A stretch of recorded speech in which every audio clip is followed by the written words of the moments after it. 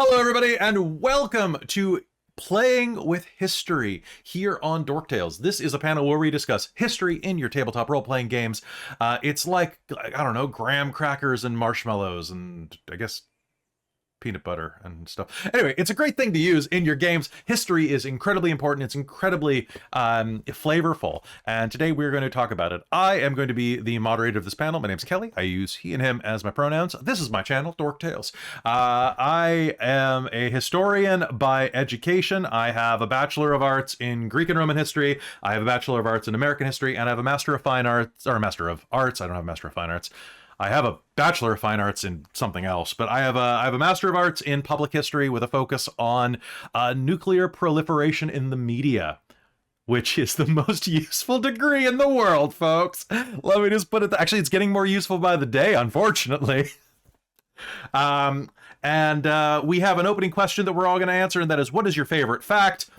Your favorite history fact. The one that pops to my head the most is a gross one, which describes me as a person, which is the phrase, the wrong end of the stick is traced back to Roman times, where you would wash your butt after a bowel movement with a vinegar-soaked sponge on a stick in a communal washroom, and occasionally someone would put the stick upside down, so you'd grab the poopy end.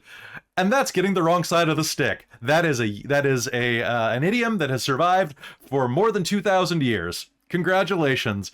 I recently have written on a vampire-based Roman-era role-playing source book, and I guarantee that I've put shit like that in it. Literally. Jen! Actually, technically, Hi. Christine. But we'll go to Jen first, then we'll come back to Christine, because I said Jen. Sure, let's do that. Hi, I'm Jen. You can usually find me here on Dork Tales in our Victorian era mage game, as well as other things.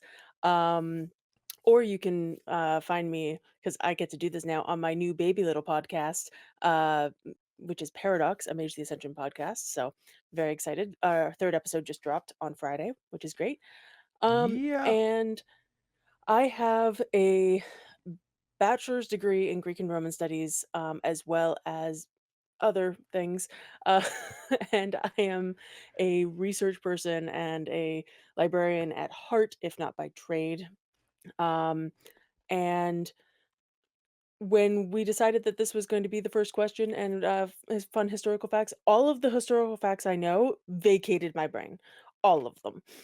So I looked up one, and I remembered one from when I was actually doing research for Victorian era mage, where the world's most successful pirate in history was a lady named Qing Shi. She was a prostitute in China until the commander of the Red Flag Fleet bought and married her, but her husband considered her his equal, and she became an active pirate commander in the fleet. So awesome, You're so fun cool. historical fact that I totally did not remember.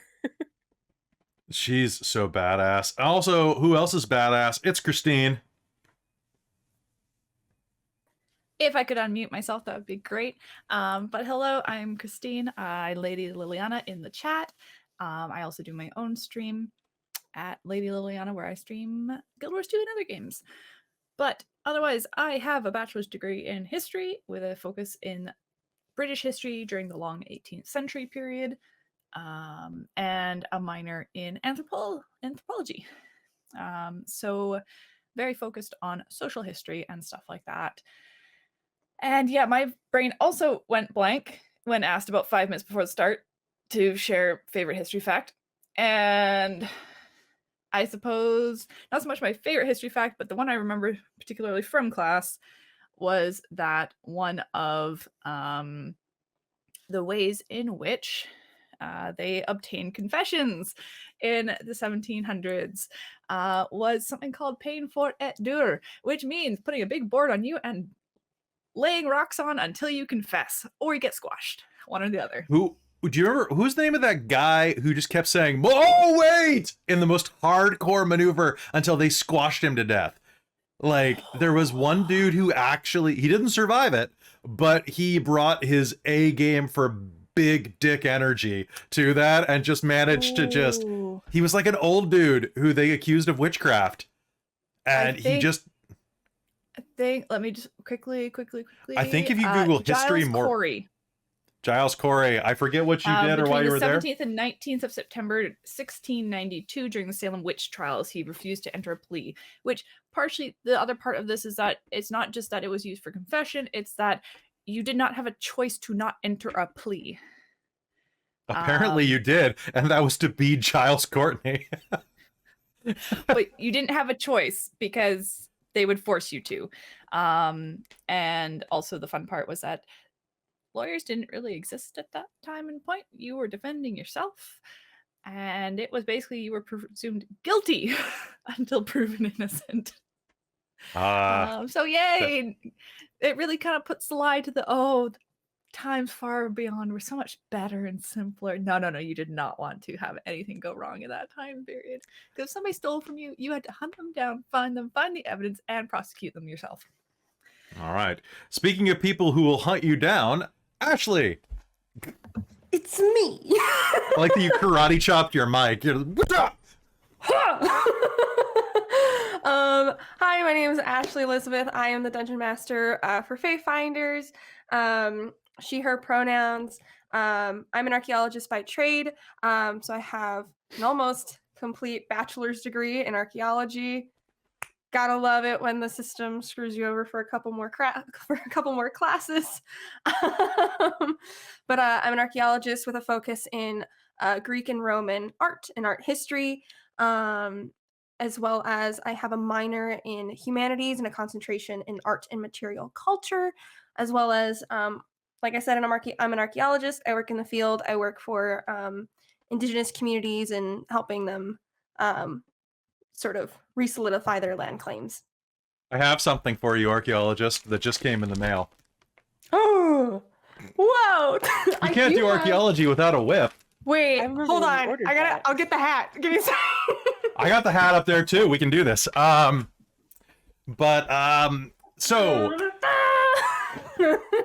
God, mine's up in the closet. It would take a minute.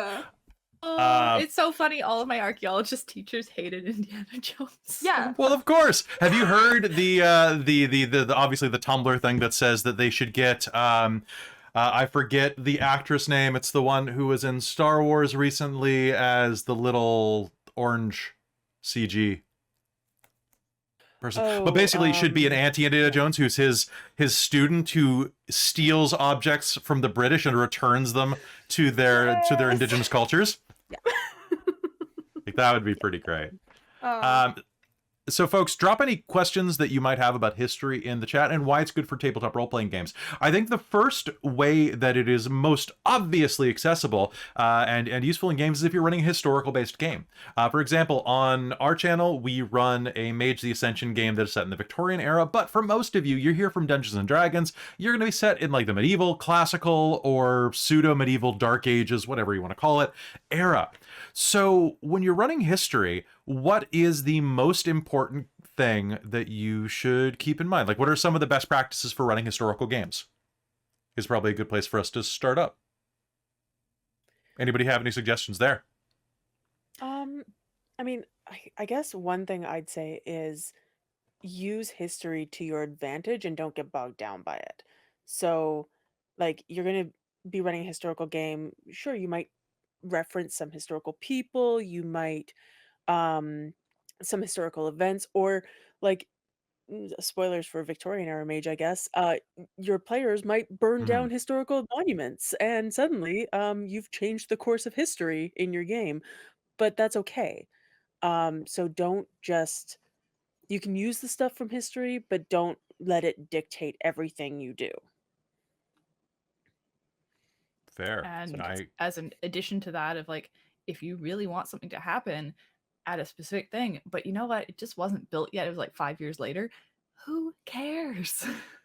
Unless you're trying to be like write a really historically accurate novel, like use the feel of it, use some bits and pieces. Like, I would say as long as it's not like 100 years different, you can probably put it in. Or just do kind of like something we do for our Mage, the Victorian era game. We haven't pinpointed what exact year we're playing in. It's the 1890s-ish. So like, use stuff around the time period. You don't need to necessarily get like 100% accuracy, get the flavor. We specifically keep it a very vague 10-year time period there, just like it's around the time that you know, Jack the Ripper has happened recently in recent memory. Um and so on. What about you, Ashley? Is there anything that you suggest for running historical games or games that have historical kind of flavor to them? Yeah, no, I think going with what you guys have been saying, don't be so set on doing it because there are still like a lot of things that we don't know, and there's a lot of information that's not as easily accessible. Um, and that is partly due to us archaeologists' fault.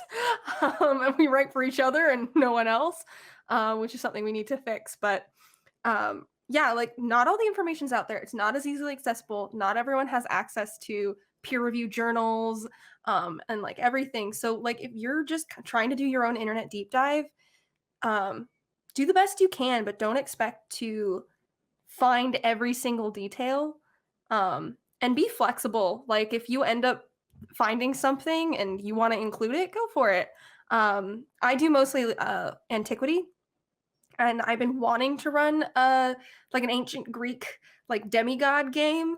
And you know, I know that there's not going to be things correct in there when I get there because it's just not going to work. You know, like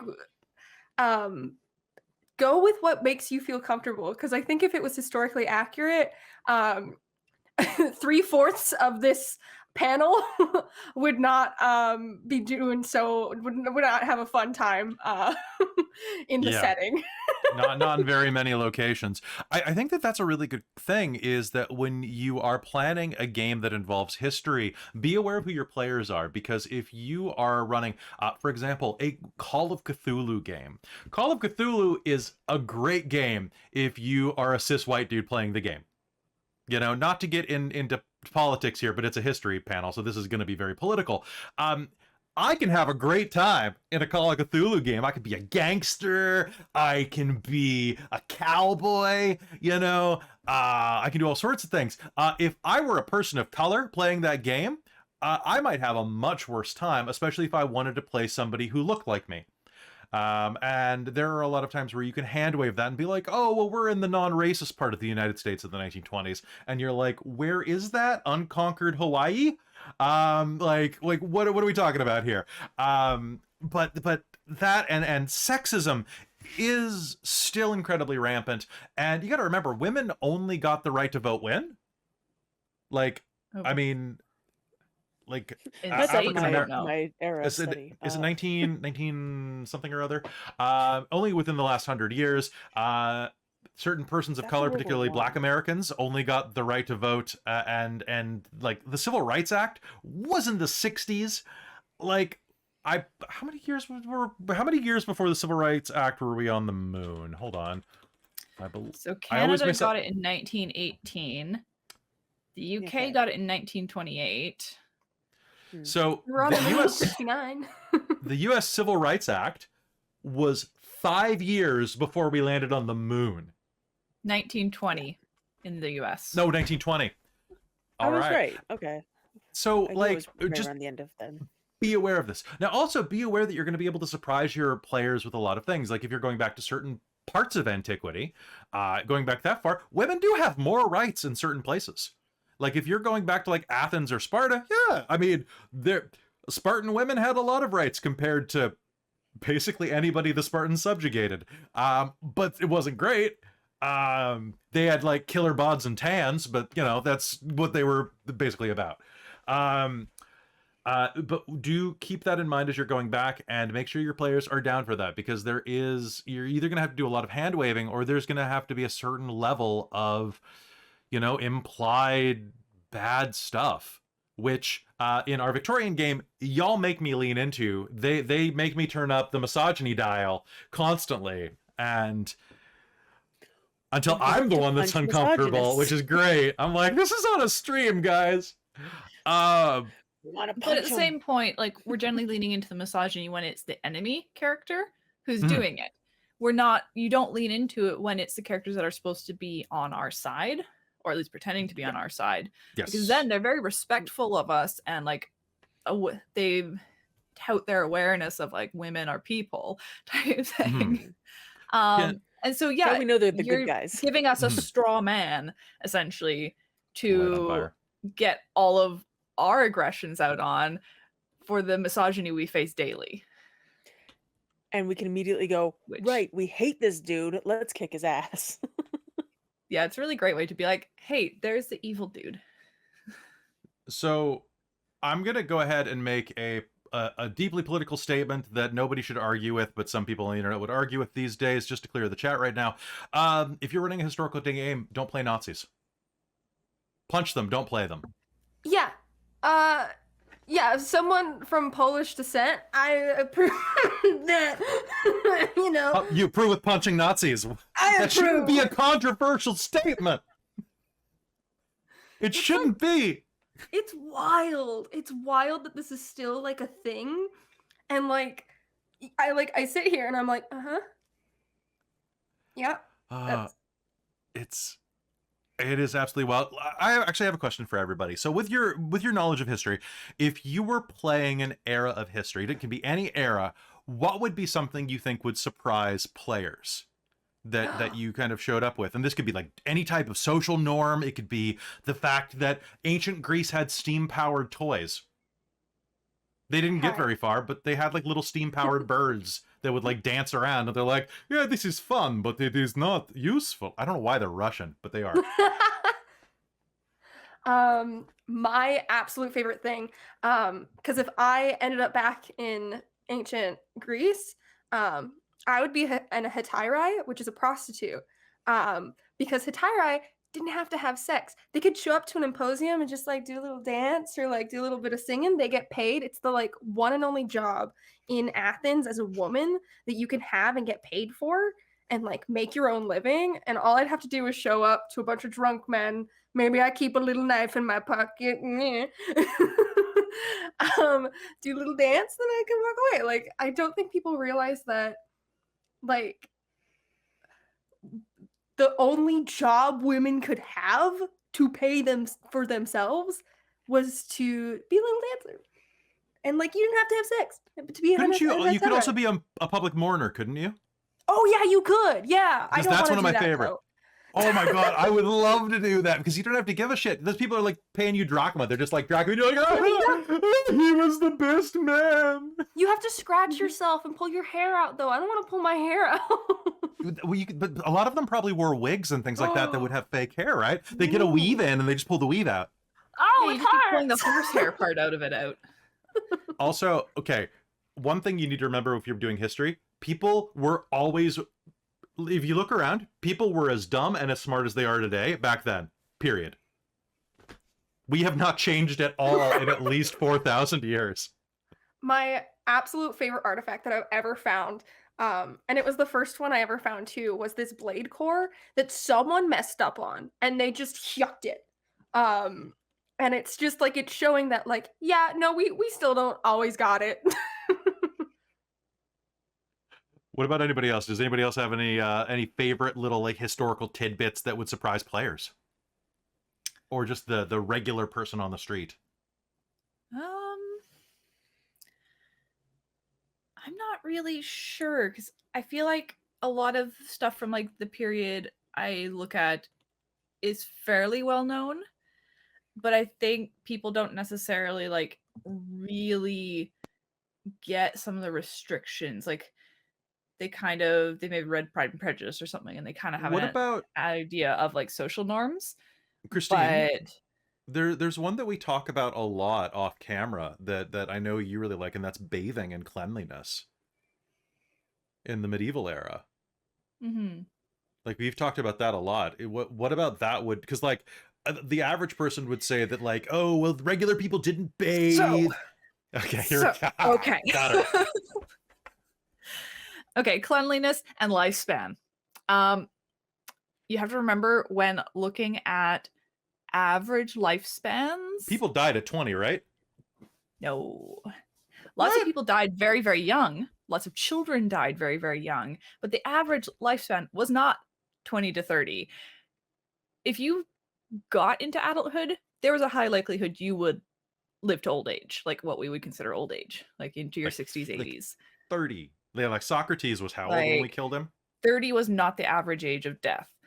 That was only because they're conflating all of the child deaths, which were very, very common because you did not have good nutrition, you did not have clean water in cities. Also, have to remember, a lot of that is But stuff people in cities but because people were country is short, different. right? People were short. That's why if you look at old buildings, the doors were real small. It's not for No, insulation, right? It's for no, short. that's to keep all the heat in. Because why would you have a big ass double door that you open and boom, there goes all your heat? But Napoleon But was also, short, right? No. just like cleanliness is that people seem to think that people back then were really dirty because they didn't have baths all the time. And while that might be true, that they did not bathe themselves constantly, they did wash their hands and face like almost every morning. They changed their undergarments. So they would wear linen for the most part next to their skin. And linen is actually really good for soaking up sweat. And they washed the bejesus out of that. And that got sun bleached, Did they actual watch the bleach, bejesus into it? etc. Because, like, I think that I can't remember the exact saying, but there is one basically saying that the whiter your cloth, the better you were, type thing. It's because the whiter your linen, the cleaner you were, and thus healthier and just smelling nicer and whatnot. And all the stuff about like posies and scents and stuff were more to do with being in a town. Because yeah, they did throw waste out their window into the gutter. That was gross. So towns stunk. But that didn't mean the people themselves did.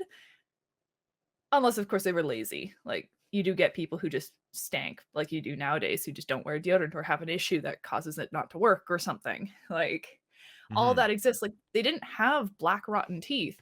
That was the high up nobility who were showing off their wealth by eating all the sugar and like sugary shit. And no matter how well they brushed their teeth, they didn't have toothpaste. And yeah, their teeth rotted. And But don't the vast forget, majority of people did not have bad teeth. They and actually just had decent teeth. because while we didn't have toothbrushes, we did have tooth twigs and other things that we would scrape our teeth with. It's basically modern floss picks, which, as a lot of dentists will say, flossing is more important than brushing. Because honestly, if you sit here right now and you eat something and it's stuck in your teeth, you're gonna sit there and pick it out because it's uncomfortable. They're no Mhm. different. Ah, They still they have the just same discomforts. It's just set in a different like setting of surroundings and abilities and technology and understandings. Well, and So you got to think that like everything that we do is derived from history, like eating spicy food. There is a lot of correlation. Actually, there was a food theory on this over on Food Theory recently that our spice preference evolved because most spicy food, if you look at it on a map, comes from around the equator, and the equator is hotter, so things tend to spoil faster. The heat plus food equals bacteria. However, by raising the capsaicin level in food, it partially sterilizes it, or it can make it less bacterially infested. So the more spicy something is, the less hospitable it is to bacteria. Boom, spicy food. Like, that's how we got it. There was a reason for it. Jen, what's your favorite historical surprise? I don't know if I have any that haven't already been mentioned. Most of my Greek and Roman studies knowledge is buried deep in my brain somewhere because it's been forever since I've had to reference it. Uh, but more recently, I've been looking at 1500s Florence for my non-Dork Tales game that I help narrate and keep looking up historical facts for. Um, and yeah, it's a fun time, but I can't think of anything any fun historical facts like that or Uh, surprises. okay, so here's one for you. The leading cause of death. Uh, as we discussed, lifespan was very compressed due to averaging, right? And infant mortality was very high. Christine and I have both taken a class called, oh God, what was it? It was Death in the Afterlife in England. And we both have taken a class I different love that time stuff. periods, but we spent a lot of time in that class looking at mortality records. from England, and that goes back to the medieval era. And during the early medieval era, the number one cause of child death in many townships was pig. Because if you leave a pig and you leave a baby in the same room, you will soon have a pig and no baby. And that is a fact. Just do not leave a pig and a baby in the same place.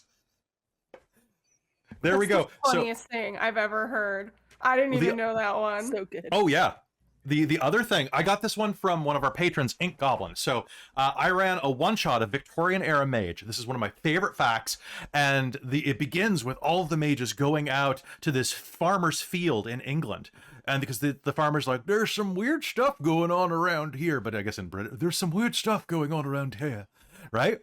And as they arrived, they found that the field was infested by ghost cats because the field had been fertilized with, I shit you not, this is a historical fact, England imported hundreds and hundreds of tons of cat mummies from Egypt and turned them into fertilizer. So I had it that the ghosts of the cats were inhabiting the field that had been made with cat mummies. This is a thing. This is a thing. Also, Mummy opening. People used to put ground up mummy into paint. Mummy brown was a thing. They also put it into medicine. And they used to snort So mummies. people were taking mummies as medicine. And eating What it else are you gonna as do with all jerky. these mummies? Yeah. They just got mummies for days. Well, So really, interesting a lot of the well-known people in Britain at the time were cannibals.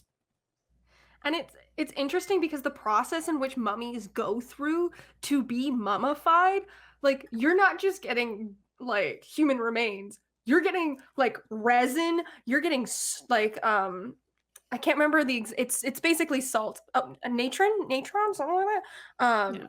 Yeah. You're getting like tons of spices, you're getting like whatever they stuffed in there. So that's so funny that like Well, because it's like pine tar and stuff like that as well. It's not like just resin. It's also like the more tarred version of it as well, which is just like, yeah, I have a feeling that's probably got a lot of carcinogens in it. yeah, because we're Oh. not talking about resin dice, like the clear stuff that we use. We're talking about like old timey resin. Jen, you're dice making. Are you using mummies to make dice? Mummy dice. No. But you But could. that's an idea. So another Right. historical fact that you may not be aware of, given that many of us are classic scholars, in ancient Rome, Imperial Rome, it was illegal to carry any weapon on your body that was not used for, say, eating, like a little knife. Okay. The term, well, let me just, I don't want to bury the lead here, but so inside of Imperial Rome, it was illegal to carry a sword, for example. So you couldn't, have an armed uprising. However, there was one group of people that were able to carry weapons, and they were the Imperial Fire Brigade, because Roman buildings were wooden structures that were shanty towns, right? They were so compressed, if a fire started in one unit that had 30 people living in like a 10 by 10 room, it would ignite everything, and hundreds and thousands of people would die. So they had this group of people that walked around with axes, and they were brigades that you could hire. Now, here's the thing. These are people with axes. The only weapons bigger than like, a pocket knife that were allowed inside the city. So people could just hire them to say there was a fire in someone's house and go put out their enemies who were on fire. And they would go and chop them up. These, the name of these people. Oh, wait, what else you got? Oh, I was just going to add that with that fire brigade, it was run by one of the Roman generals. And this man owned most of Rome's property by the end of it because they were going around, like you said, putting out fires. Yep. And then you could come in and be like, well, it's going to cost you so much to rebuild your apartment building. I'll take it off your hands for a price. Right. And the name of these people who would go around with these axes doing murder for hire they were the vigilant fire service. They were the vigilantes. That's where we get the term vigilantes. It's right there. So people going around hacking people up. Batman is descended from these people, guys. But like the whole weapons in Rome thing is why when Caesar crossed the river, it was such a big deal, right? Because he had Mhm. brought he brought the army into this place where you weren't supposed to have weapons at all, and no one did. So except for the And vigilantes. then it just kept happening. What a trendsetter. And I it's due to the fires that we have concrete. I just finished writing a research Ooh. paper on concrete and how we got there. Gotta love I love that we finally figured out the concrete thing, because what is it? It's 3 recipes. It's so you have concrete, you have seawater, and is it lime?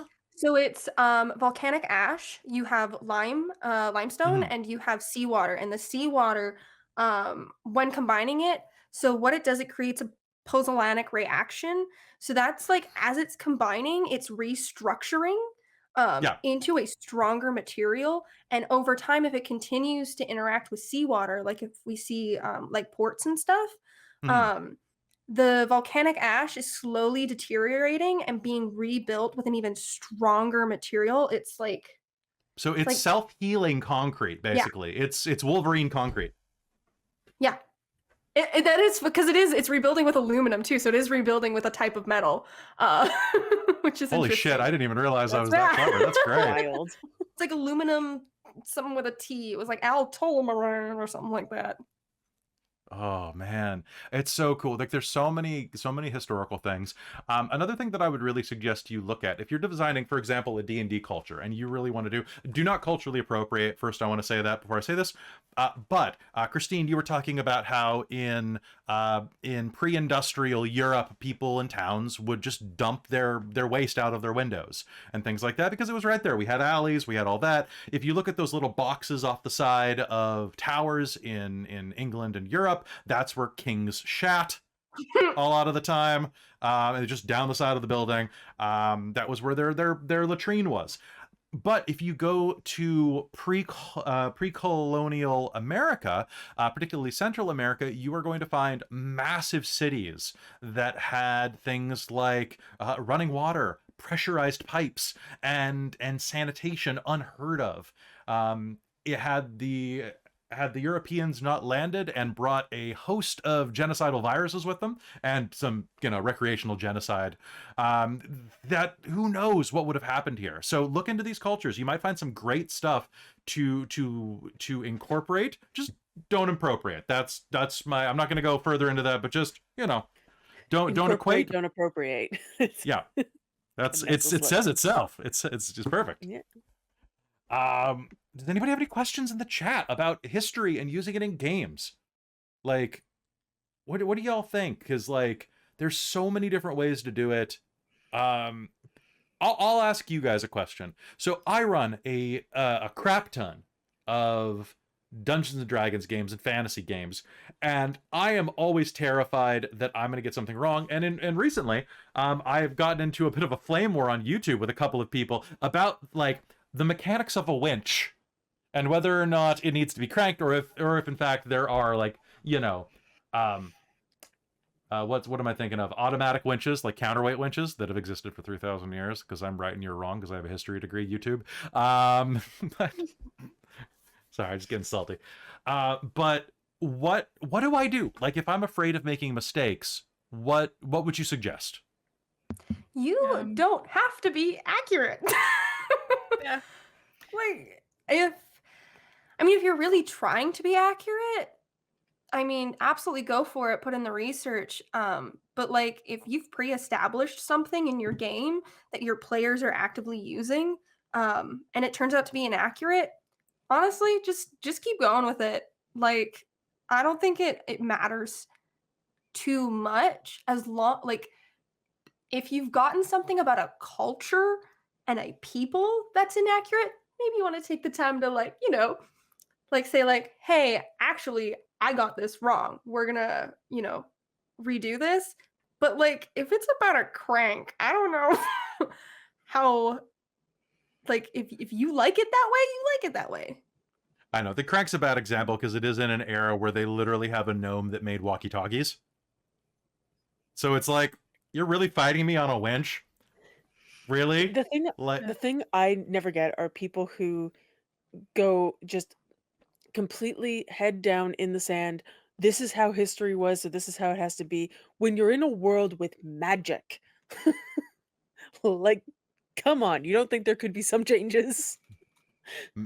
Magitech is the best thing that I've ever incorporated into my games, guys. Like, fantasy lasers are my favorite thing.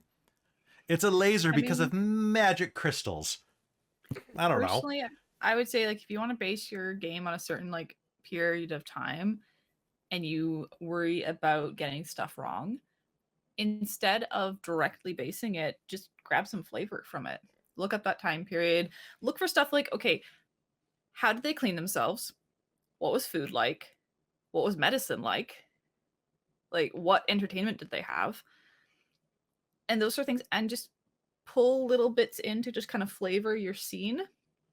I pretty much guarantee that if you throw a few things in that you can just kind of introduce very casually, it will give your players a sense of that area or time period without having to worry about, okay, well, Queen Victoria was on the throne for this period and her husband died this time, and here's when all her children were born, and here's this dude who was happening at this time, and this was happening here, and oh god, where I'm going to fit my people in around this. Like, I wouldn't worry about that. But you can describe it based on like what sort of outfits they would have worn. You could look into class differences in clothing, like all that sort of stuff can just give a little bit of flavor. Well, in many of the plays and musical pieces that are available, like you'll find them online.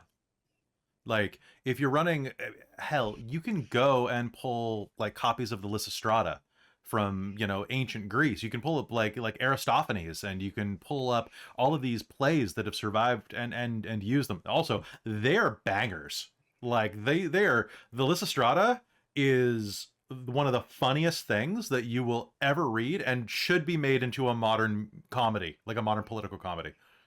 The entire thing is that two nations are at war, and the women go on sex strike until the war ends. That's the quick summary. It's the funniest thing in the world, and it's so relatable 2,000 years later. It would be so easy to do that. Like, you can make an easy flip of the Republican and Democratic parties in the States and say, well, until you guys get along, we're not putting out. And it's like, boom, perfect, done. I would watch the hell out of that. We have a couple more questions that popped up. What is an interesting or underrated period of time that people should maybe consider using their games or draw from? I feel like maybe after the fall of Rome. I feel like that's kind of like we Yeah. go to the glorified periods because we're like, oh, it's at its peak, it's so cool.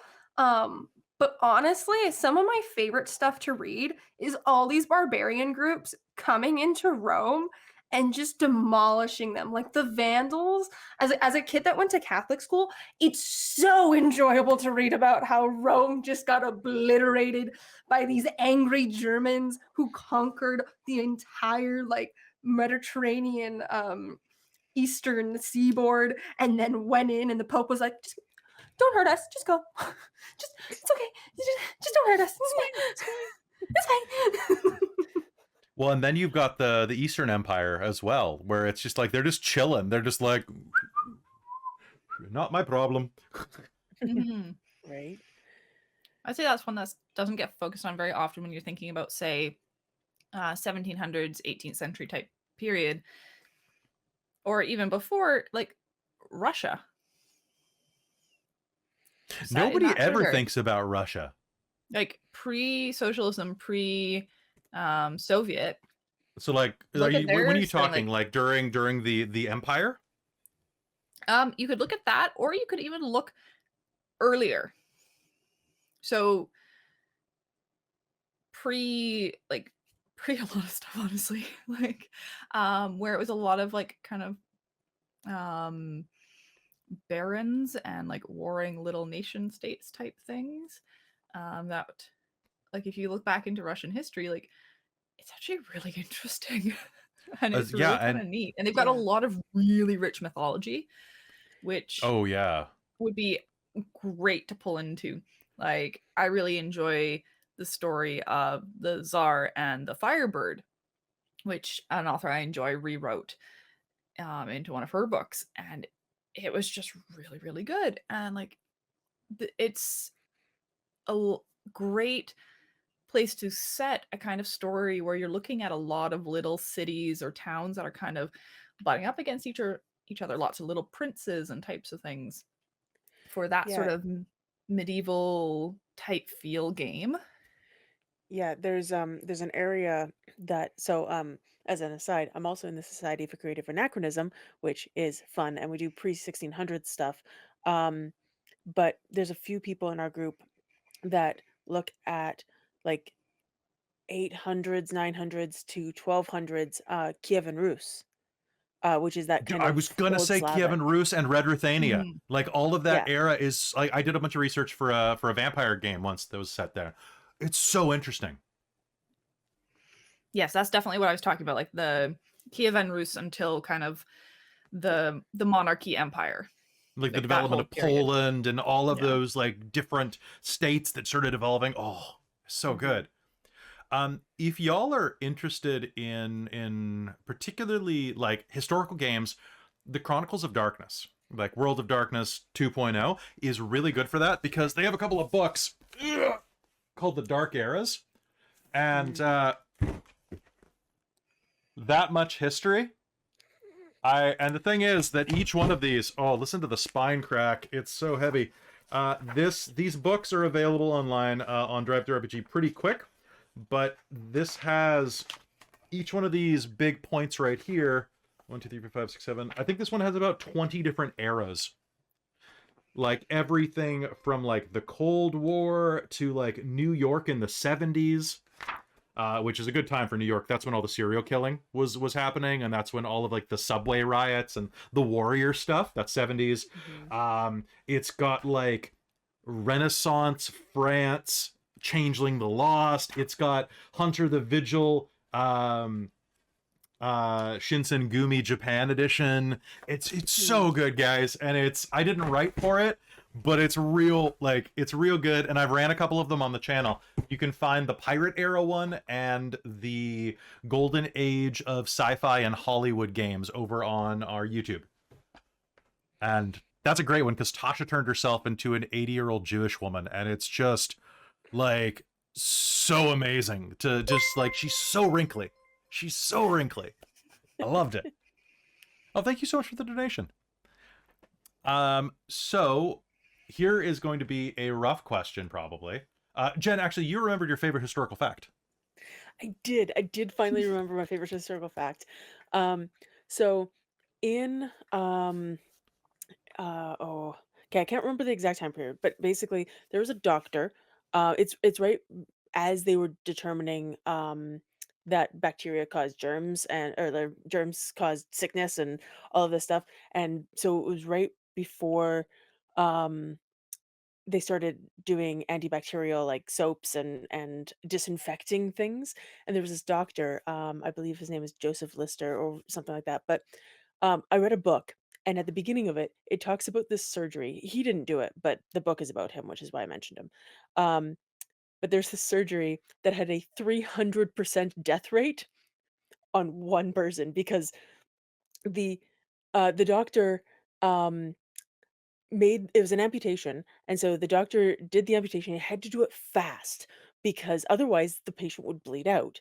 And so he did it super fast, which um he cut uh he cut his assistant's like fingers or something, which caused his assistant to then eventually die from some sort of infection, I believe. And he had done it so fast that there was like an observer who had a heart attack and died because everything had happened so fast. And then the patient also eventually died from infection. It was this gong show. It's a Right. great. I think 300%. this is about like leg amputations where they had to be really Yeah. fast to cut through the bone and cut the bone and from both sides type thing and then pull Yeah, skin over. Yeah. exactly. Yeah, it's so good. It's so dumb. History is full of dumb things, and you're just gonna love the research. So here are some just generic suggestions. Tons of podcasts, tons of YouTube channels. We'll go over this stuff in quick. Overly Sarcastic Productions is a great thing you should probably follow. They do history, summarized, a lot of classical stuff, and a lot of Enlightenment, Renaissance stuff. Actually, really, really great. And they also do a bunch of literary theory. Peopling the Past is also a really Peopling the Past. good podcast. It is a bunch of archaeologists and humanities, like researchers and professors and all that, and they come on and they talk about a specific topic. So there's like one on like witchcraft. That one was like my favorite one. There's one on like mystery cults. So it kind of goes over like these little niche things and talks about the archaeology involved with it. So Peopling the Past. And mystery cults are a weird one that is really hard for people to understand, because they were basically kind of like group chats. Like they were like super common. Like everybody was in a mystery cult. It's weird, guys. One of the things, if you're doing the past though, to probably keep track of is death. Because people died all the time. They still do. But we used to not be so squeamish about it. In the Victorian and the post-Victorian era, particularly, we have really moved away from seeing death in the public sphere. You know, it's very rare. Like there aren't as many cultures in the Western world that still observe a lot of common interactions with death. Usually what happens when somebody dies, we ship them off to a morgue. They eventually go to get embalmed at a mortuary. We see them all gussied up for the funeral, and then we put them away. But like aside from, I mean, Jewish culture, some still do sitting shiva next to the body for what is it, a full day, I believe. And then there are a couple of other cultures that do that, but it's very minute in our popular culture that we hear of these things. And back in the old days, death was pretty common. Like, think of the terms. I broadcast from my living room. My living room, because this is where the living people are, because we don't put bodies in this room. That is kind of the origin of the term, if I'm not mistaken. Like death was incredibly common, and it was not something that is quite so distant. So keep that in mind. Let's see. Other questions that we have from Doni Raw Haggis. Good name, good advice. How do you handle diversity in a time period that was much more segregated, such as Jim Crow? Ooh, we touched on that briefly before. Does anybody else have any suggestions for that on segregation? Or, I mean, seeing that I'm the only dude on the panel, women in history. I think you need to remember that this is history and that you're putting on a game. This isn't reality. You know, it doesn't have to be. I mean, a lot of times, like you said, there's still magic involved. Like, is magic real? I wish. But like, that doesn't need to happen. So, but you can also talk about it. I'm not saying you can't, but just realize that you don't need to go into, like if you have a player who is a person of color, oh my gosh, do not attack them in the same way that it would have been done in the past. Like, you need to make sure you are setting up boundaries with your group. I think you guys were talking about this at the homebrewing panel yesterday, where I think it's Tabletop Titties has like the consent forms. Yeah. Use those. Understand what your players are comfortable with, because a lot of shitty things happened in the past that maybe we are not comfortable going over. So like, I mean, as well as just being I'm a cosplayer as well. We don't take kindly to blackface. Yeah. Like, don't do blackface. Like, there's a lot of things that we don't do now for a reason. So if you're going to go into those things, sit down with your players, talk about it. If you're feeling like, I don't know if I should do this, maybe you shouldn't. Like, be aware of what you are doing. And when somebody says no, everybody says no. Like, that is the first person to pull out comfort pulls everybody's comfort. And that's saying that they're doing anything wrong by any chance, but the first person's uncomfortable means everyone's uncomfortable. Don't try to convince anybody otherwise, and do your best not to try to get them to explain why it makes them uncomfortable, because it might seem in the moment like you're just trying to make things work and make things go smoother, but in reality it's actually a pretty negative thing to do, because you're going to force them to confront feelings they may not want to confront, or that they don't owe you the confrontation. Yeah, so in the Society for Creative Anachronism, we have this saying where we um celebrate all the stuff we love from pre 1600s and leave all the bad stuff, right? So, we use, to use the fun example, we use modern facilities for toilets and stuff, and not what they might in that time period. But we also it also works with, like, we have royalty, but we don't actually they're not actually royalty, so they're not, treating us like trash, and we're not, uh, you know, deifying them.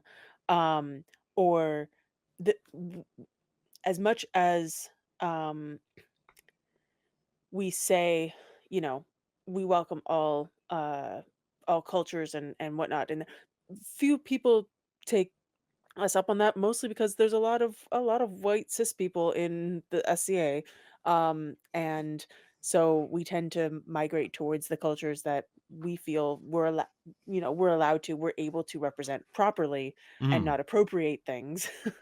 um my persona is like Italian. I don't have any Italian in me, but at least it's Western European in that But case. you, But if we you do, lied and said you were Italian, I would go, oh, okay, yeah, maybe, right? right? Like, Like, maybe. Um, but like, we do try we try our best. There are exceptions, just like there are exceptions with all of human beings. Anytime you get a group of human beings together, you're going to get some bad apples. But we do really try to keep out the the racism and the sexism and all of this stuff that would have been a lot more prevalent in the time periods, and while is prevalent today, we try to, not have that, because we want this to be fun for everyone who's involved. And I just say, kind of take that into your games too, right? mhm. Mhm.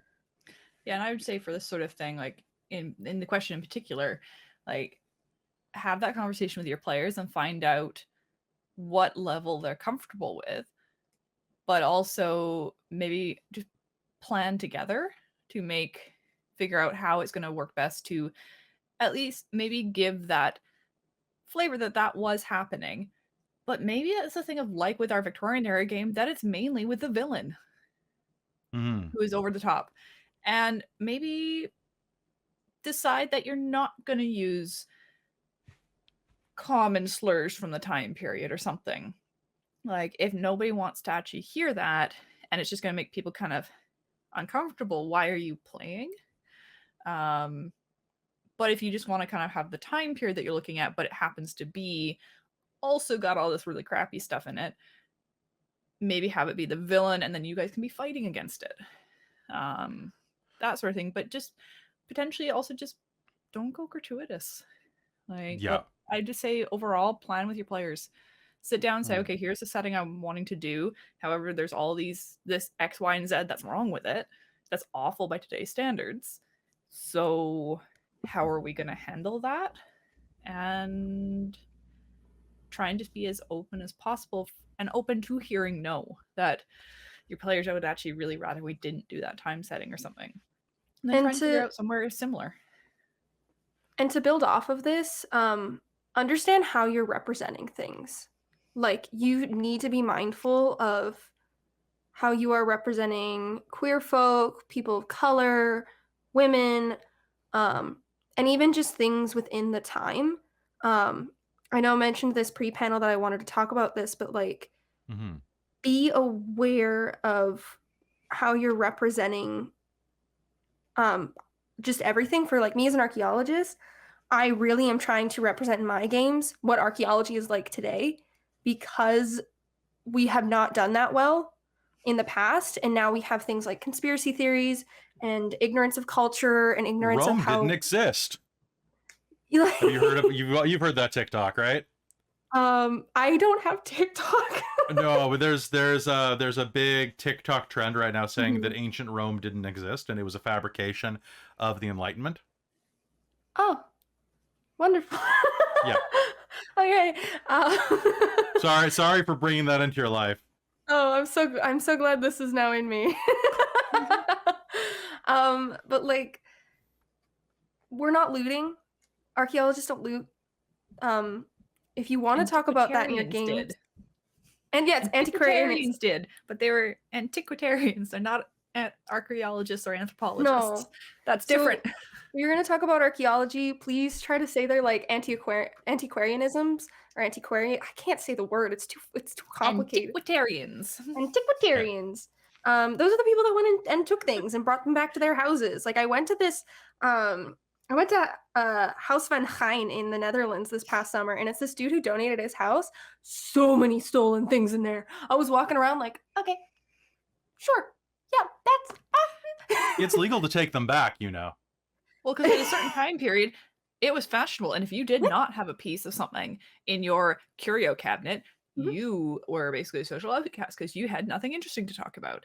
And which But- is actually how a lot of people in the time period actually funded a lot of poor people in places like Egypt because scammers were huge. Yeah. Oh, I 'Cause mean, nobody even knew just anything. It was great. Napoleon's conquest in Egypt. Oh, that in itself was a scam. But yeah, so just understanding that archaeology today is not like that. And I really, really want to advocate for maybe doing it a little more properly and showing that like you're just digging up dirt. And for me, what I do when I'm pulling up artifacts and I'm bringing them to the nation that I work for, it is to help solidify land claims that were like the land that was stolen from them. That is what I'm doing. It's not to treasure hunt. I'm not looting. I'm not, like I'm doing something for someone else. Archaeology is a service done unto others. It is not for me. I'm a service. So just Exactly. That's very understanding, much how it works here as well. yeah. So just understand how you're representing things, and if Mm. if you can represent us in a not a looting light, I'd love it. Everybody wants to talk about the fedora and whip, but yeah, that's not a real archaeologist. Indiana Jones never would have gotten tenure. Oh my god, no! Are you kidding me? No, Ugh. no. Not an archaeologist in the slightest. But the hat is great. Thank you. The hat is great. We love Indiana Jones for what he represents as a historical pulp figure, but he's a pulp figure, folks. And I mean, if you want to play that in a game, then he's an adventure seeker. He's a treasure hunter. He's not an archaeologist. He is a treasure hunter who is using his archaeology background for ill or for personal gain. Every time I watch Raiders of the Lost Ark and he tumbles over that statue in the temple, like where they get trapped in, I'm just sitting there like, no. Right. Or he's taking stuff and he's not like he's taking it without doing any like in situ work or like any references or anything. It's like, oh god, now there's no like reference to what its context was, which means it's basically valueless now because we have no idea of how it was found or in what situation. We're not just taking things. We are trying to take all the evidence from the site, including the dirt. The amount of dirt we have in our sediment trailer at work is insane because we're like, what is G layer? It's greasy G. Like, no, I remember learning about how to do like the 1x1, like square, and you work like centimeter by centimeter type thing, and like all these things that you're documenting out like yang, like just insane levels of documentation. I do like the comment in the chat of just that Indy works because his enemies are Nazis. So it's like, yeah, what's worse than toppling over a statue? Fascism. Yeah. We're back, okay? If he's just taking a bunch of stuff back out of a sunken plane, sure, whatever. That's not in situ anymore. Who cares? Yeah, you take it from the Nazis. It's fine. One thing I do want to say as well on the topic of Jim Crow era and 1920s and historic racism, folks, I'm not going to tell you what you can do at your table for the most part, but I will say, regardless, please, it is a best practice to not run a historical game in order to use historic slurs to make your game feel more authentic. It's not as, for one, it's not as useful as you think it is. For two, the more often you use them, the more often you're likely to accidentally use them, just in general, the way your brain works. And number three, you might really make some people uncomfortable doing that in the sake of going for the sake of authenticity. It is, you can say a swear word and you can say a slur, but you can much more eloquently just simply say, the man says something racist at you. Like, in quotes. If you really want to have that type of situation in a game, you can do it through summary, and it is equally effective. I guarantee you, the shock factor of like dropping an N-bomb or anything else is not going to be as useful as you think it is, and in fact, you might not have people come back to your game because of it, just because they'll think differently of you. So just beware of that, even if you're doing it with pure intentions, or what you consider pure intentions. I don't know. You get what I'm saying, though. You're not trying to be offensive. It doesn't matter what you try to do. Intent is not as important as impact. Yeah. So Maybe beware. don't say the N-word. Yeah. What if we just But didn't? there is a very fine line between like being authentic in a historical setting and which you don't want you don't want to get that authentic, but also you don't want to whitewash everything and just everything is kittens and rainbows in that time period, right? Yeah. Don't whitewash everything, because guess what? There were a ton of black cowboys. I'm just gonna put that out there. Do you know who settled the West? It was like some white guys, yeah, but mostly black and Hispanic people. The Hispaniolas, basically, it's one of my things. I did a bunch of papers on it. It's a thing. But yeah, right. Yeah. Gotta make that balance. So I also want to just address one of those questions from the chat that was about, for people who don't have history degrees, what resources would you suggest for reliable historical accuracy? You can get a history degree. Even then. Don't get a history degree. Once you get a history degree, you'll know that we don't know anything.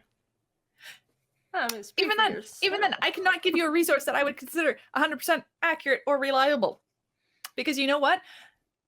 There's a lot of bias, and you have to check the author and who they are and where they were for and who was paying them to write this. Like, my best option, Wikipedia. Go with Wikipedia, because you're gonna get just as much bias as anywhere else. It's good now. Yeah, it's good now. Also, Wikipedia stage like all their Wikipedia references. edits. They do. So, and they're very strict about it.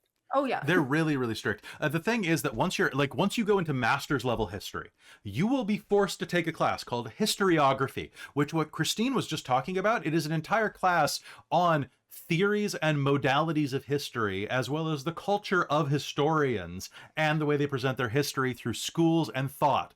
It is the worst class you will take in history, or it is going to be your favorite. There's no middle ground. You either loathe it. I barely passed it. Well, I mean, you have to get like a B+, but like I squeaked through.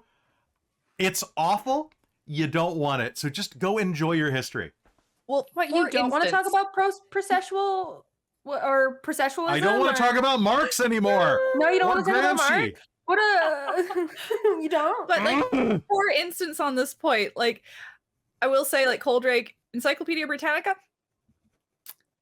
it's got some Ancient.eu. I wonder what the bias of Encyclopedia Britannica would be.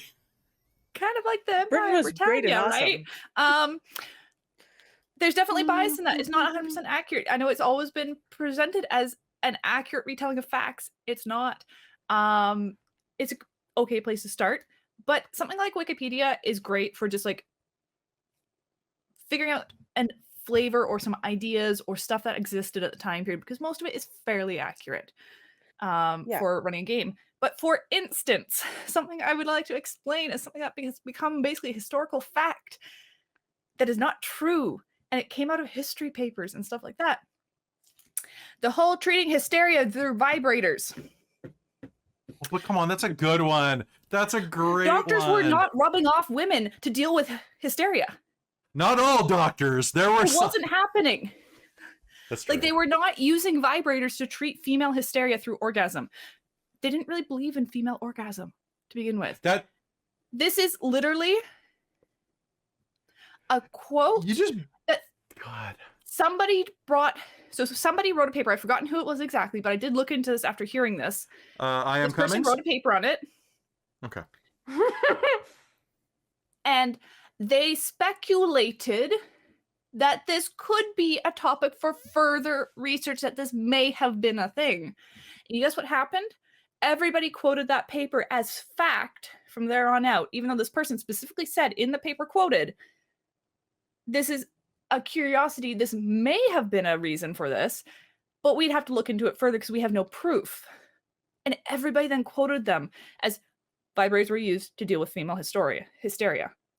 Every single future paper quoted this paper. You blew my Flat out mind. said. You blew my mind just sure. now when you were saying this, Christine, because when you were saying it, I realized that even today people don't necessarily believe in the female orgasm. Like some guys don't. But they flat out did not believe, basically, then, because that was not proper, and women were not supposed to derive pleasure from that. That was to get babies only, nothing else. But yeah, it was an area of further research to be done in the future that was never done. Hysteria is a good movie, though. So I will say it is a good movie. They had a ton of people. They went through all these papers that quoted it, and every single one, if they did cite their references, that was the reference. I think another source you can use is Google Scholar. That one's great. Peer reviewed, if you can toggle that on, do it. Anytime if you find that an article is peer reviewed, honestly, that's a hot ticket. Compared to something that isn't. I'm not saying that things that aren't peer reviewed can't be good or all that, but the more people are checking it over is great. My biggest hatred is ancient.eu. It's horrible. It's not good. So please don't use it. Do not. Yeah, I think that has a bibliography. You can kind of then at least see where did they get the information from. Citations are great. I, for the most part, will not pick up a history book now from a bookstore that does not have a bibliography or Chicago-style citations.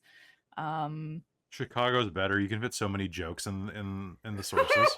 I do love Chicago. It's so much easier because then on the page, in the moment, you don't have to go flip back and figure out where they got it from. You don't have to go back and forth. You can just look down. Chicago is a pain in the ass to edit, but my God, in my master's thesis, I have, or my project documents at least, I have so many jokes in the margins because it's the only citation style where you can put jokes and trolling into your papers without anybody stopping you.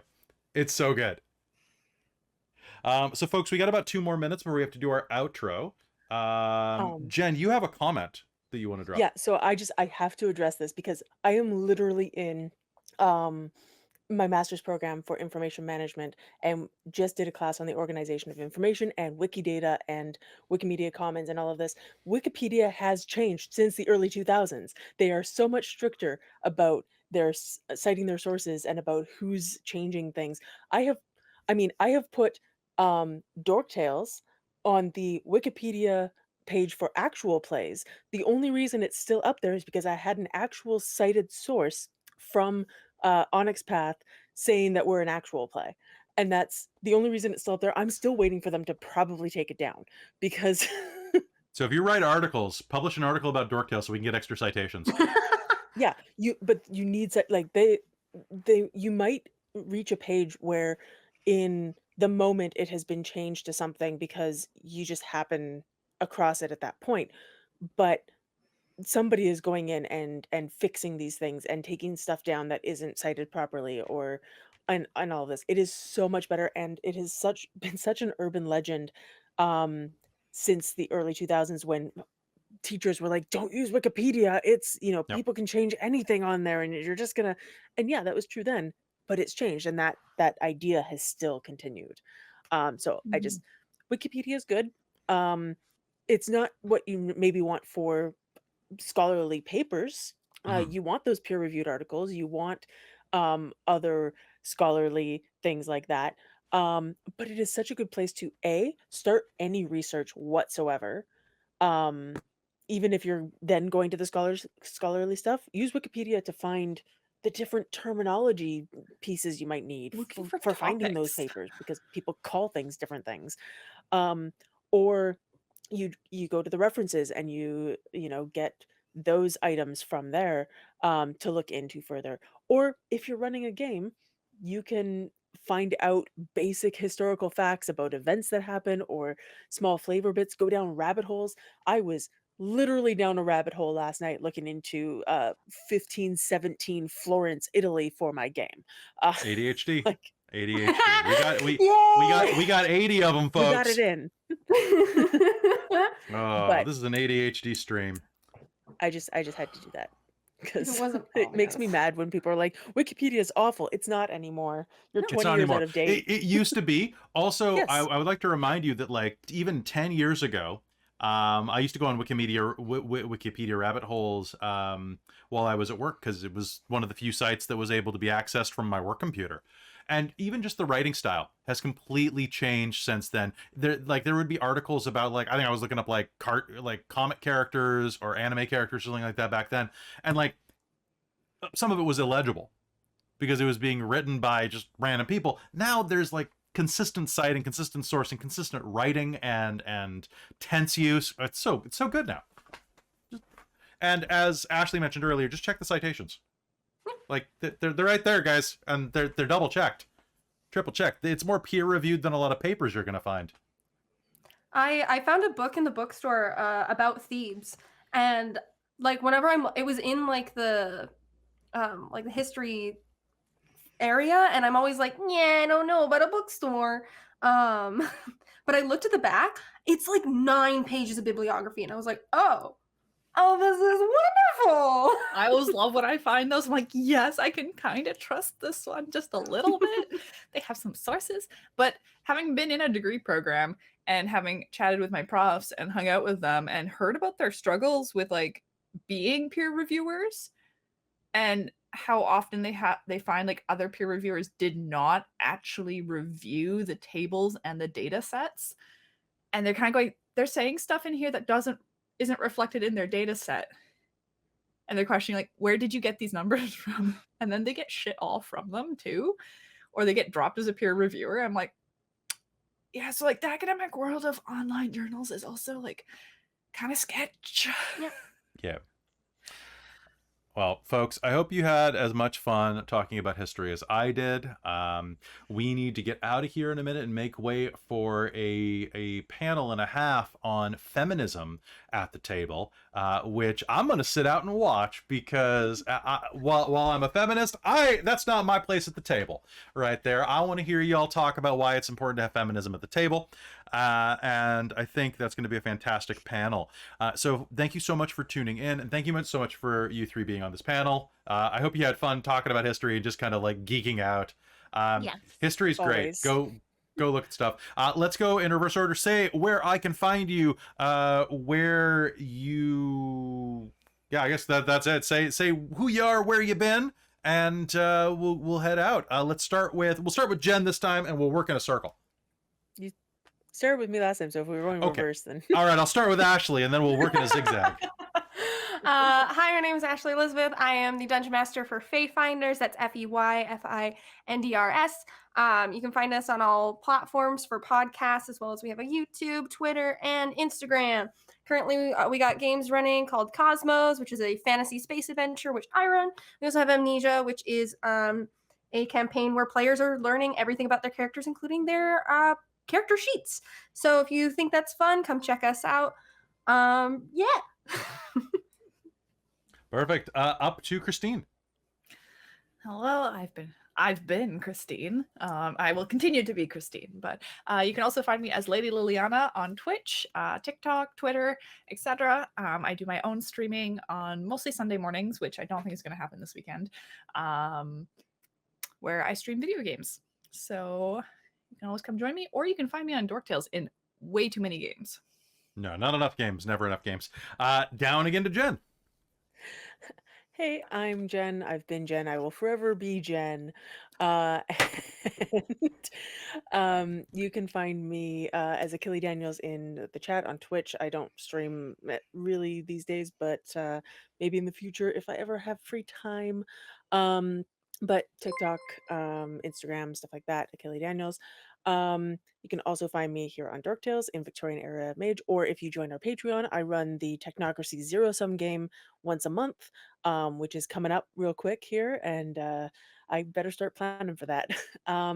Or you can now find me wherever you stream podcasts with Paradox, a Mage the Ascension podcast. Our third episode just dropped on Friday, so very excited for that. Fantastic. And I am and will remain Kelly, the host here at Dork Tales. He, him, thank you so much for tuning in to history. History is so much fun when you do it with a grain of salt, and also research the history of salt, because it is super interesting. You wouldn't think so, but it really is. Thank you so much for tuning into this episode. Quick reminder that if you enjoyed this is a fundraiser. So there's a tip option down there. You can also donate to our Ko-fi, or you can join us on patreon.com/dorktales, where you get Jen's game, 2 episodes of Strixhaven, an episode of Radiant the Citadel, a behind the scenes podcast, and a World of Darkness game that I run every month, in addition to what we always run here. Go do it. It's so easy, and we are one person signing up away from getting a Star Trek Adventures game as well, where you get to see me as a Klingon. Can I just point out that we're at 666 right now? I know. 0.90. Donate. We're at the number of the beast, guys. Save our souls. Save our souls. Save us. Or we can't just rock and roll all night. Anyway, that's going to be it from us, folks. We'll see you later. Come back for feminism in about 15. See ya. All right. We're history. Oh, boom. Ba-dum-tish.